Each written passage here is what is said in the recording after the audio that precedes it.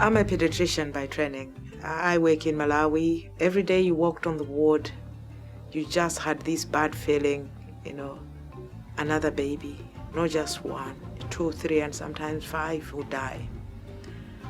And when I looked at those babies that we lost, I knew if they were in a different environment, we wouldn't have lost them.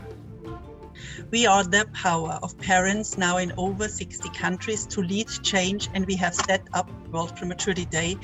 As a mother and a parent, I personally experienced the stress of having preterm-born twins, and only one of them survived. My son Lucas is now 24 years old, and I'm proud of him. I know how it is to be respected as a parent. Parents can be even more. They can be an agent of change. They can influence governmental policies and investments. We are proud to have been part of this toolkit from the start, and it can help to enable us to move faster together, including in the lowest resources settings. We are happy that the toolkit has infant family-centered developmental care and zero separation at the heart at all, and being done hopefully soon all over the world. The ANA is poised to be the leading voice for advocacy for the African newborn. All we want to do is to improve the quality of care that the African newborn gets to have. And if we want to do this, honestly, the Small and Sick Newborn Care Toolkit is the right step in the right direction. As we launch this toolkit, I'm encouraging us to spread the word. Use the toolkit.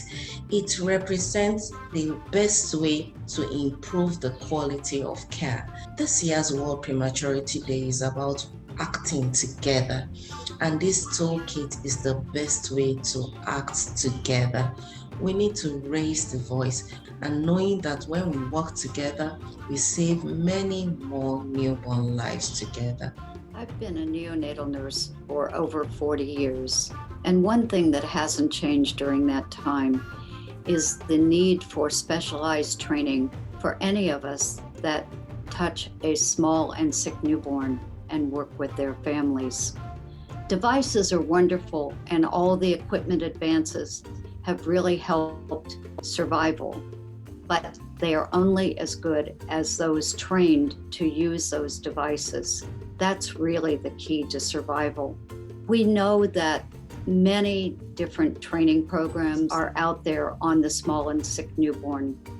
The launch of this toolkit is a great way to start that sharing and to really pull things together and move us as a neonatal community farther and faster. Nurses, doctors, parents all need to be involved, and this toolkit gives us that opportunity.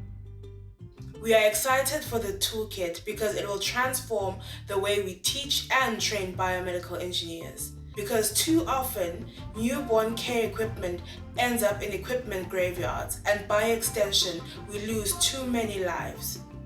As such, training biomedical engineers will ensure that they have the necessary skills to both repair and maintain newborn care devices. We are looking forward to taking part in the toolkit and ensuring that our students understand how to use it and how to navigate through it. The toolkit is an important piece of work because it will ensure that our engineers are well trained and also have resources to refer back to as needed. As a pediatrician, I serve mothers and their newborns, especially when born too small or too soon. As a public health practitioner and a researcher, I try to understand how to create a system that delivers the highest quality care for all mothers and newborns every time and everywhere. As a donor, we support the generation of evidence, including this toolkit, to help move the field of newborn health forward. And as a mother of a preterm baby, I understand the fear of bringing into a world a baby that's not yet quite ready.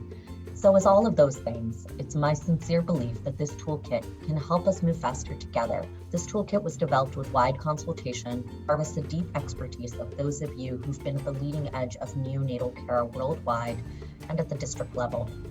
It has a wealth of information and it's designed to be comprehensive and yet practical and be a living toolkit that can be adapted and updated based on user experience and as the field advances. I'm inspired by your commitment to the lives of small and sick newborns today on World Prematurity Day and every day.